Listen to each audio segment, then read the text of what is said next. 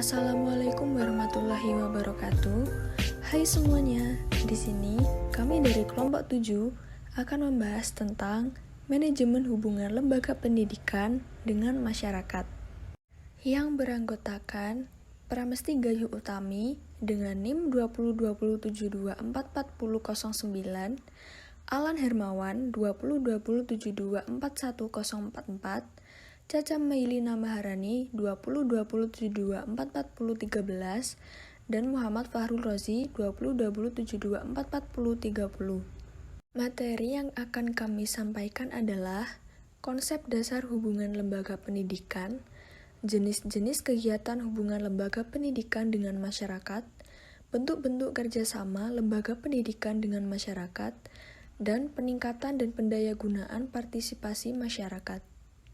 Nah, langsung saja kita masuk materi yang pertama, yaitu konsep dasar hubungan lembaga pendidikan.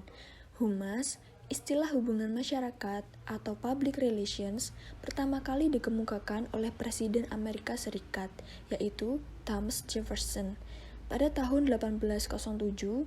Pada saat itu yang dimaksud dengan public relations adalah foreign relations atau hubungan luar negeri.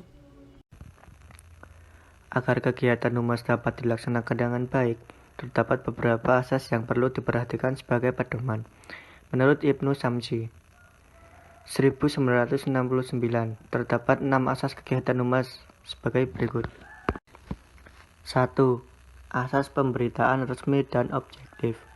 Pada dasarnya, setiap informasi yang diberikan oleh bagian humas adalah informasi resmi dari instansi. Oleh karena itu, informasi humas harus objektif dan tidak berlebihan. 2. Asas pemantauan keberesan intern dan instansi. Sukses tidaknya pelaksanaan kegiatan humas ditentukan oleh tidaknya keadaan intens dan instansi bersangkutan. Hubungan baik dengan publik didasarkan pada pelaksanaan kegiatan yang baik pula dari instansi sebagai sesuatu keseluruhan. 3. Asas pertimbangan dan pengusahaan dukungan publik. Sebelum mengadakan kegiatan humas, perlu dipertimbangkan terlebih dahulu sebagai kemungkinan dukungan publik, karena kegiatan atau proyek yang dianggap bertentangan dengan kepentingan umum beresiko menghadapi hambatan. 5. Asas pemerhatian opini. Publik opini atau suara publik hendaknya diperhatikan dengan baik. Kritik-kritik, kelakuan-kelakuan, pertanyaan-pertanyaan, pendapat-pendapat, dan saran-saran membangun hendaknya diperhatikan pula. 6. Asas peningkatan mutu dan kegiatan petugas humas. Asas ini harus memikirkan pengusahaan agar mutu kegiatan ditingkatkan sesuai dengan perkembangan instansinya. Karakteristik hubungan lembaga pendidikan dengan masyarakat humas pada lembaga pendidikan.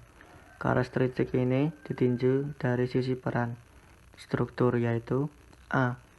Peran humas di lembaga pendidikan. Hubungan masyarakat merupakan salah satu elemen dasar dalam menyelenggarakan pendidikan di lembaga pendidikan. B.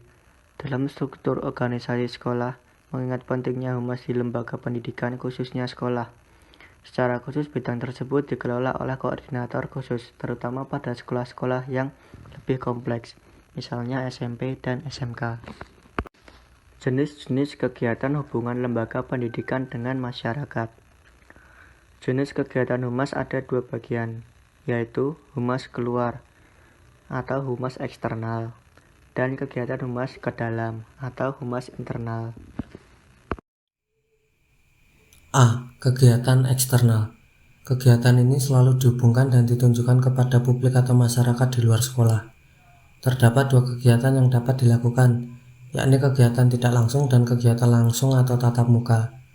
Kegiatan tidak langsung adalah kegiatan yang berhubungan dengan masyarakat melalui perantara media tertentu, misalnya melalui televisi, radio, media cetak, pameran, dan penerbit majalah. Kegiatan langsung atau tatap muka adalah kegiatan yang dilaksanakan secara langsung, misalnya rapat dengan pengurus komite sekolah, konsultasi dengan tokoh masyarakat, dan melayani kunjungan tamu. B. Kegiatan humas internal. Sasaran humas internal adalah warga sekolah, yakni para guru, tenaga administrasi tata usaha, dan para siswa. Pada prinsipnya, kegiatan internal bertujuan untuk 1. Memberi penjelasan tentang kebijaksanaan penyelenggaraan. 2. Perkembangan sekolah. 3. Menampung saran dan pendapat warga sekolah. 4. Pembinaan dan pengembangan sekolah. 5. Memelihara hubungan harmonis sehingga tercipta kerjasama antar warga sekolah.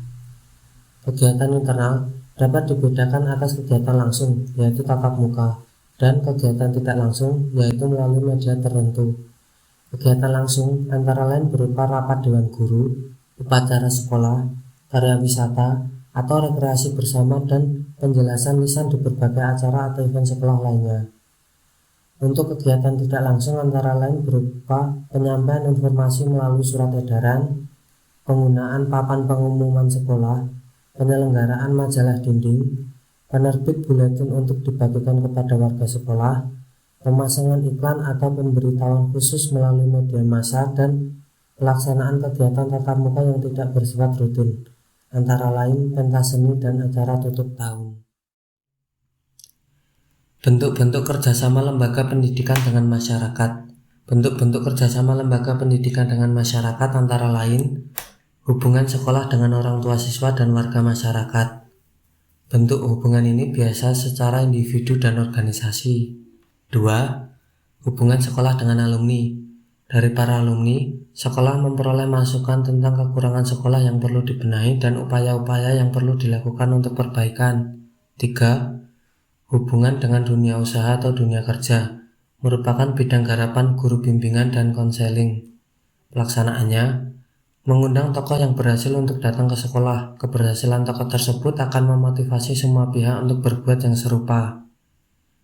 Kemudian, mengirim para anak didik ke dunia usaha atau kerja yang mana akan menguntungkan bagi kedua belah pihak.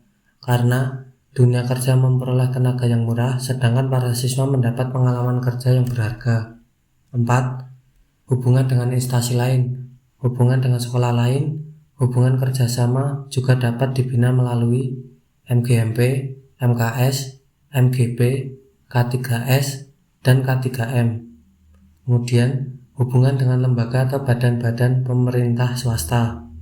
Contohnya kerjasama dengan bank dalam rangka penggalangan dana, gemar menabung pelajar, atau kerjasama dengan pertamanan dalam rangka penghijauan. Peningkatan dan pendayagunaan partisipasi masyarakat. Menurut Kenter, dalam Amramsyah 2012, mendefinisikan partisipasi sebagai feed forward information and feedback information. Dengan definisi ini, partisipasi masyarakat sebagai proses komunikasi dua arah akan terus-menerus dapat diartikan bahwa partisipasi masyarakat merupakan komunikasi antara pihak pemerintah sebagai pemegang kebijakan dan di pihak lain sebagai pihak yang merasakan langsung dampak dari kebijakan tersebut. Masyarakat memandang sekolah atau lembaga pendidikan sebagai cara meyakinkan dalam membina perkembangan para siswa atau mahasiswa, karena masyarakat berpartisipasi dan setia kepadanya. Hal ini tidak otomatis terjadi terutama di negara-negara berkembang, termasuk Indonesia, karena banyak warga yang belum paham akan makna lembaga pendidikan, lebih-lebih kondisi ekonomi mereka yang rendah. Mereka hampir tidak dihiraukan akan lembaga pendidikan. Pusat perhatian mereka adalah kebutuhan kehidupan sehari-hari. Untuk mengikut sertakan warga masyarakat dalam membangun pendidikan di sekolah maupun perguruan tinggi, sesudah sepatutnya para manajer pendidikan melalui tokoh-tokoh masyarakat aktif mengundang perhatian mereka. Menariknya, bagi masyarakat, jika lembaga pendidikan itu sanggup mencetak lulusan siap pakai, artinya jika lulusan itu baik, mereka sebagai tenaga menengah maupun sebagai tenaga ahli tidak membutuhkan latihan lagi sebelum bekerja, melainkan secara langsung dapat melaksanakan pekerjaan dalam bidangnya secara relatif baik. Sebagai contoh, bentuk partisipasi masyarakat dalam pendidikan berupa Dewan Pendidikan, Komite Pendidikan, Persatuan orang tua siswa, perkumpulan olahraga, perkumpulan kesenian, organisasi-organisasi lainnya, dan sebagainya. Adapun kesimpulan pembahasan materi yang telah disampaikan adalah hubungan masyarakat atau public relation adalah foreign relation atau hubungan luar negeri.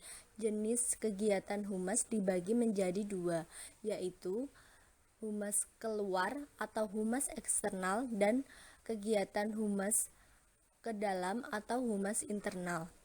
Bentuk-bentuk kerjasama lembaga pendidikan masyarakat antara lain hubungan sekolah dengan orang tua siswa dan warga masyarakat, hubungan sekolah dengan alumni, hubungan sekolah dengan dunia usaha atau dunia kerja, merupakan garapan guru bimbingan konseling, hubungan dengan instansi lain. Partisipasi masyarakat merupakan komunikasi antara pemerintah sebagai pemegang kebijakan dan masyarakat di pihak lain sebagai yang merasakan langsung dampak dari kebijakan tersebut. Bagaimana masyarakat jika lembaga pendidikan itu tidak sanggup mencetak lulusan yang siap pakai?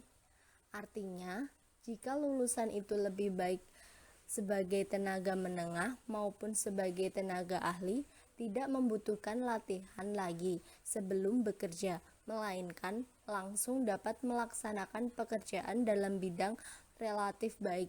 Contohnya partisipasi masyarakat dalam pendidikan berupa Dewan Pendidikan, Komite Pendidikan, Persatuan Orang Tua Siswa, Perkumpulan Olahraga, Perkumpulan Kesenian, organisasi-organisasi lainnya, dan sebagainya. Sekian penjelasan materi tentang manajemen hubungan lembaga pendidikan dengan masyarakat. Jika ada kekurangan dari kelompok 7, mengucapkan mohon maaf yang sebesar-besarnya. Terima kasih. Wassalamualaikum warahmatullahi wabarakatuh.